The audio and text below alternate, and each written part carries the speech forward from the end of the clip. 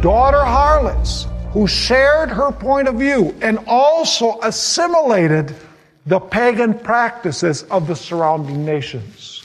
And we studied that Israel shed innocent blood. The blood of those who opposed her agenda were slaughtered and slain by Israel. And therefore God told Israel, you are going to drink the cup of my wrath to the very dregs, and destruction is going to come from the four corners of the earth, and you will fall and you will be destroyed.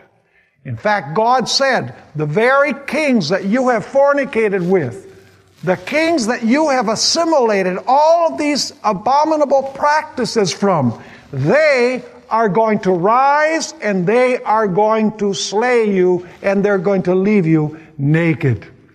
But we noticed in our study that even in the midst of the apostasy, God had a faithful remnant.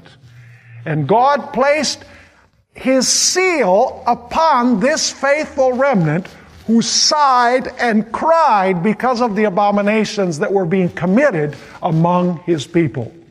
And when the destruction of Jerusalem came by Nebuchadnezzar, we find that this faithful remnant that was sealed on their foreheads, according to Ezekiel chapter 9, was spared from the destruction.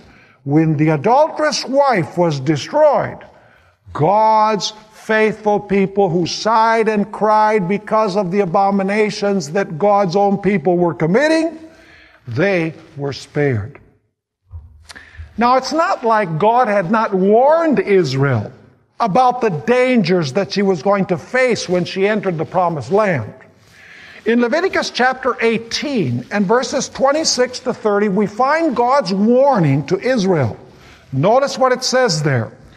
You shall therefore keep my statutes and my judgments, and shall not commit any of these abominations, either any of your own nation or any stranger who dwells among you. For all these abominations the men of the land have done, who were before you, and thus the land is defiled. Lest the land vomit you out also when you defile it, as it vomited out the nations that were before you. You know, you get the imagery that even the land was nauseated by the abominations that were being committed by these nations. Verse 29, for whoever commits any of these abominations, the persons who commit them shall be cut off from among their people. Therefore you shall keep my ordinance, so that you do not commit any of these abominable customs which were committed before you, and that you do not defile yourselves by them.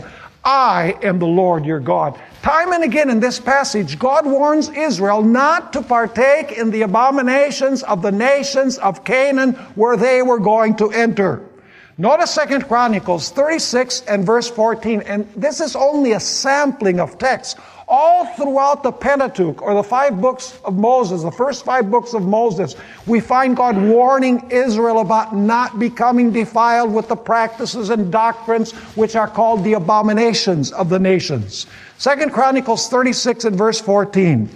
Moreover, all the leaders of the priests, notice it started with the priesthood, all the leaders of the priests